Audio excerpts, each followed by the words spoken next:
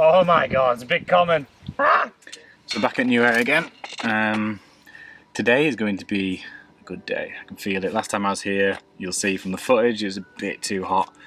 The pressure was too high and the fish were just all on the top. Nothing was feeding. I got 2 grasses out, which I was happy with. I think it's 17 and 18 pound. I've come in today. I'm on peg 1 now. Hopefully aiming for the commons and the mirrors down this end.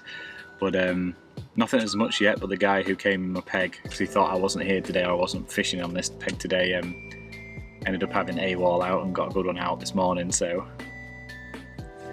I'm hopeful. There's a lot of bubbling going on, but there's a lot of small fish in here as well, as you know from previous episodes. There's loads of roach and rudd and stuff in here, so it's a bit of a tricky one. But bait wise, going with krill boilies, sweet corn and hemp, pretty much like always, just have changed over to krill with a bit of fish meal, and an array of wafters and different hook baits and stuff, so we'll try everything. But I'm going kind of match the hatch this time. I'm topping, I've got one topped off with sweet corn, so I've got one right in the margin, got one right in the middle of the slope, kind of, it's 8 foot and then it slopes up to about 4, so I'm on the middle bit of that with a gripper lead on, and then my left hand's kind of roaming like I always do. 2 of them on specific spots and then one's kind of roaming. That one's on a PVA bag at the minute, but I'm going to swap that over to a spinner and just kind of flick that wherever and fire some boils over the top, see if I get anything. But nothing as much yet. I'm going to cook myself some food and I'll keep you updated. But it is now 2:30, so 4 o'clock comes around. I like the 4 o'clock, 6 o'clock period, see how that goes. But I'm hopeful that we're going to get a catch here. There's only me, I'm on 1. There's a guy who's staying for the day who caught AWOL this morning. There's a guy to my left, and then the other people are up the top of the lake, so it should be quite good. Keep you updated.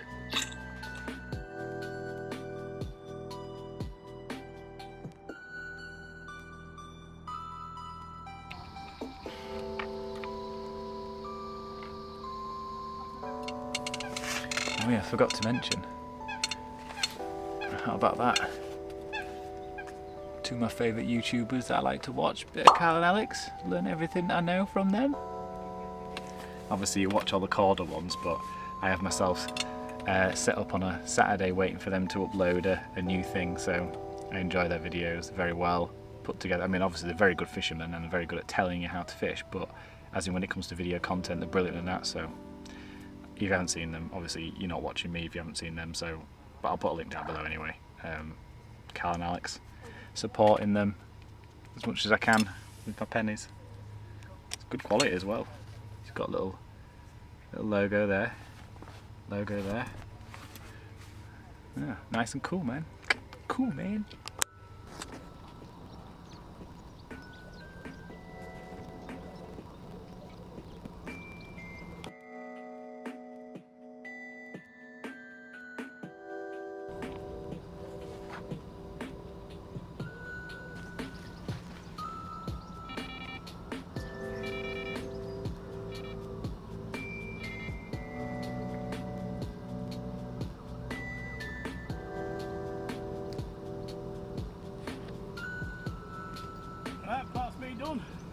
Not a bad day, mate. Mate, it's been an awesome day. Yeah. Just, I was happy to go on with just.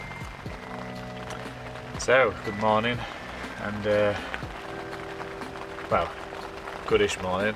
Nothing last night, absolutely nothing. Had a massive liner, got out of bed about 1:30, jumped onto it, nothing.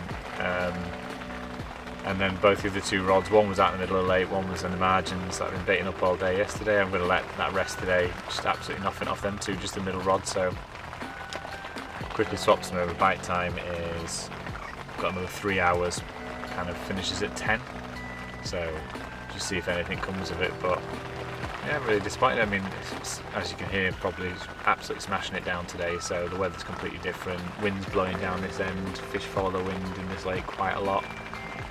Guy to the peg left of me has been fishing for 3 days now and he's only had a tench out, so hopefully they're going to migrate from the middle and top end of the lake and come down this end again, but we'll see. It's definitely a little bit trickier, but I've gone with some new baits this time. I'm not going to tell you what they are. If they produce, they produce. If they don't, and if they produce, I'll show you the rigs. If they don't, then I'll just keep changing them as I always do. I'll probably go through about 50 different rigs. or different styles of fishing, PVA bags over top of something else, or spinners, and then this and this, but definitely a lot firmer over this side. You can always feel a drop, which is nice. One of my rods, I've got two now in the middle, one of them's fishing 4.5, one's fishing 5 or 6.5 out. So yeah, that's about it really. Just gonna enjoy my brew and just chill out and see what happens, and then put some back leads on them as well so the line's not running through the water, but we'll see if that makes any sort of difference. I've never caught with a back lead, so I wouldn't know if it makes a difference or not. I usually fish slack lines, so it makes sense. Righto, I'm gonna enjoy my brew, make some breakfast, and listen to the rain.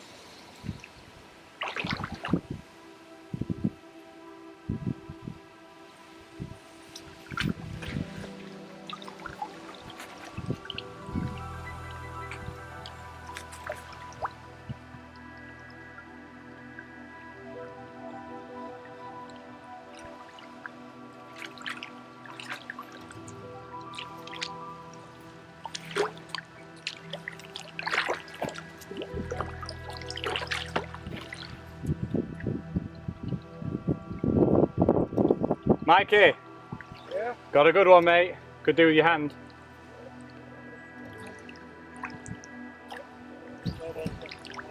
Got a really good one. Oh my god, he's in! Oh!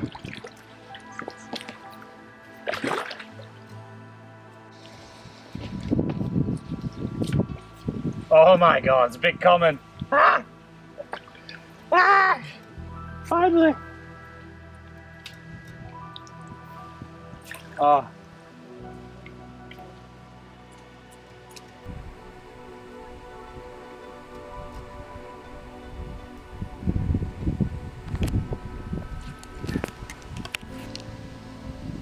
We got a common! So this is on the washing line. Absolutely nailed in the bottom lip there.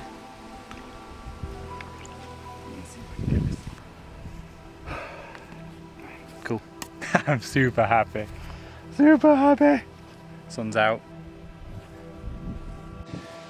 So, the clothesline, the washing line technique worked. It's my PB common, 25-2.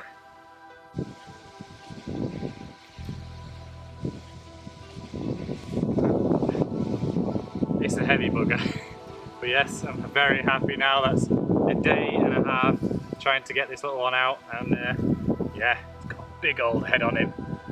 Oh, very, very happy. Oh yes. First time using the technique and the washing line technique, and yeah, brilliant.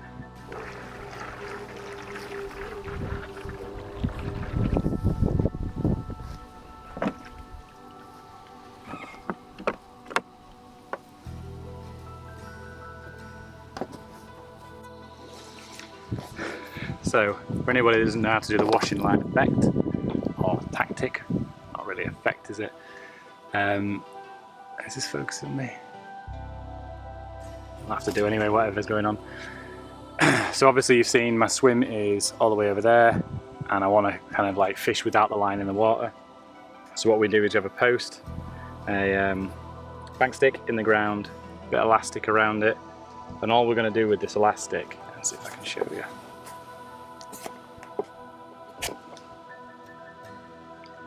So I'll probably put it on a bit too tight there. Basically wrap it around, tie a little knot.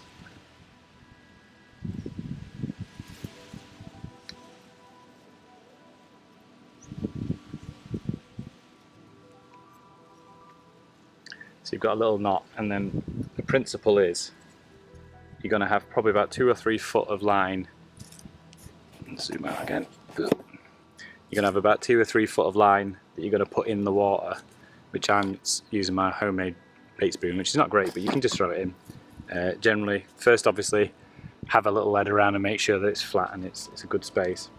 And then all you're going to do is chuck, holding one end constantly, never letting go of your left hand, chucking the right in, obviously if you're left-handed, opposite way around, and you're going to put that in the space. And then all this is going to do now, zoom back in here so it's a bit in and out, is this is the, obviously this bit of the line is going to go in the water with your bait on it, and then you're going to have a little loop.